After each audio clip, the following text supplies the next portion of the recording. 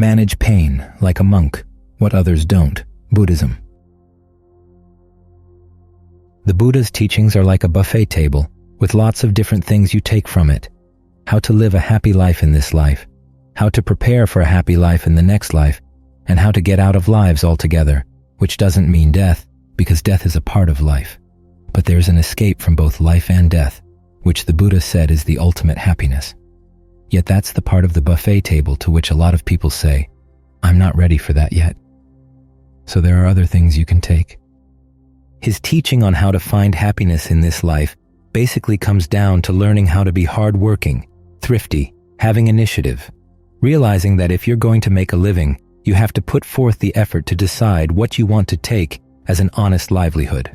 Then when you've gained things rightly, you take care of them. Third, you spend in line with your income. In other words, you're not too miserly, yet at the same time you're not too spendthrift. We would expect the Buddha to say, don't be a spendthrift, but interestingly he says not to be too miserly either. He says to get some enjoyment out of the wealth you gain from your work. Because if you can't enjoy your wealth, you turn into a very shriveled kind of person. You resent the pleasures that other people find in life. Then finally, have good friends. Admirable friends. People who would keep you steered in the right direction. They have 4 qualities that he enumerates, and it turns out the 4 qualities are the qualities that also lead to a good life in the future. In other words, look for friends you can take as examples in how to live in a way that keeps you happy now and in lives to come. Those qualities start with conviction, which means conviction in the Buddha's awakening. What does that mean for you? It means that through the power of your own actions, you can make a difference in your life. Your happiness depends on your actions, and the quality of your intention is what shapes the results of each action. That doesn't mean having just good intentions. A really high-quality intention is also free of delusion, which means you have to be very reflective in what you do, looking carefully at what you do, looking at the results, learning from your mistakes, and always aiming at long-term happiness. We talked briefly today about when to take a stand and when not to take a stand, and it has nothing to do with your feelings. It has everything to do with what you anticipate will be the long-term consequences. All too often, we have weak conviction in that principle because it's too easy to go for the short term, the quick fix, the things that are immediately to hand. But the Buddha wants you to adopt a larger perspective because that's one of the messages of his awakening. There is this possibility that you can be reborn in line with your actions. So what does that tell you about your actions? How much attention you should give to them? How much care you should take?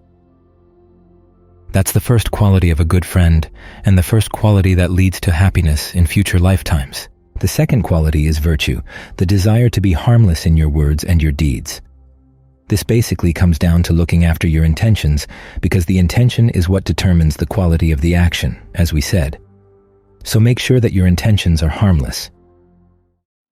When the Buddha was teaching his son, he basically said, if you think that the act you intend to do could cause any harm, don't do it. Act only on your best intentions. It's when you act on your best intention that you learn. If you know you're acting on unskillful intentions and you get bad results, you haven't learned much. In fact, sometimes you pretend that you didn't have those bad intentions to begin with, which means they go underground. Reflecting on your actions works only if you act on your best intentions. If they get bad results, you can say, there's something new I have to learn here. If you can't figure it out on your own, go to others for advice.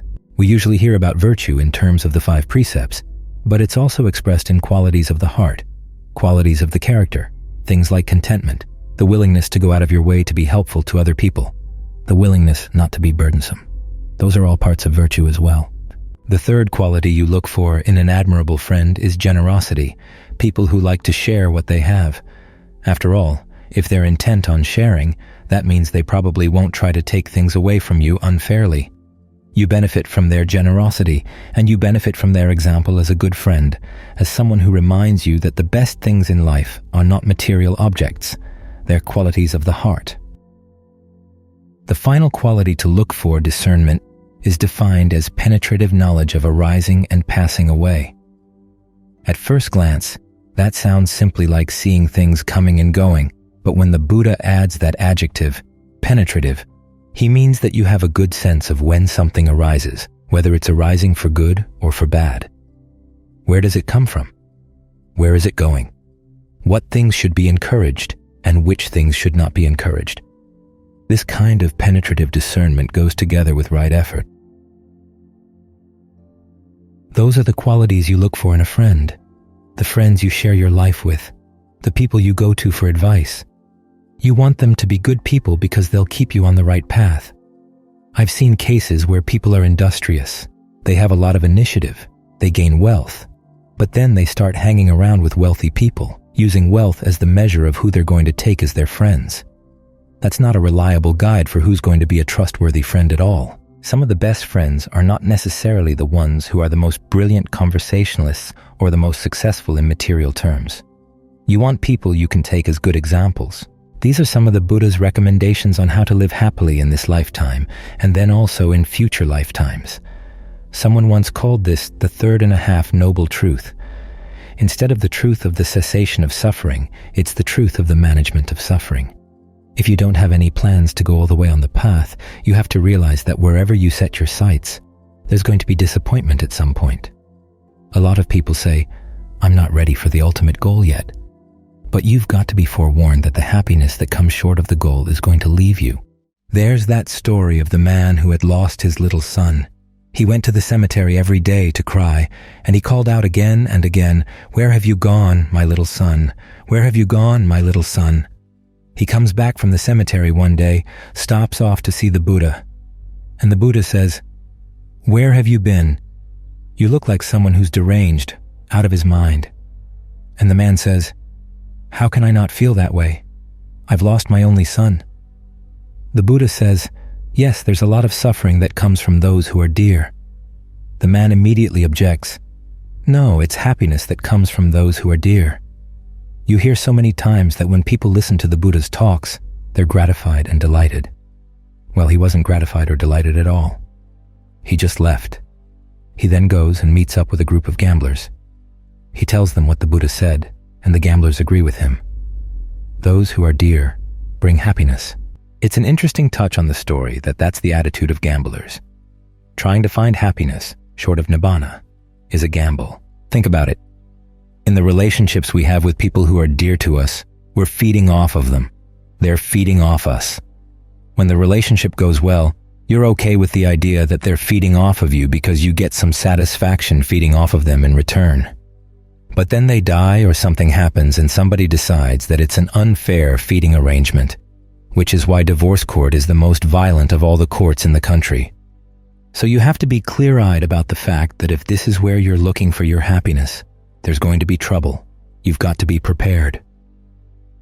Have a lot of compassion, have a lot of empathy. Develop patience, equanimity, goodwill, kindness, and learn to be wise. The teaching on the discernment of arising and passing away applies very much to the happiness we have in this round of rebirth.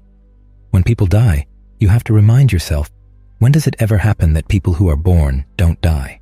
Their arising holds the seeds for their passing away. You've got to be prepared for that.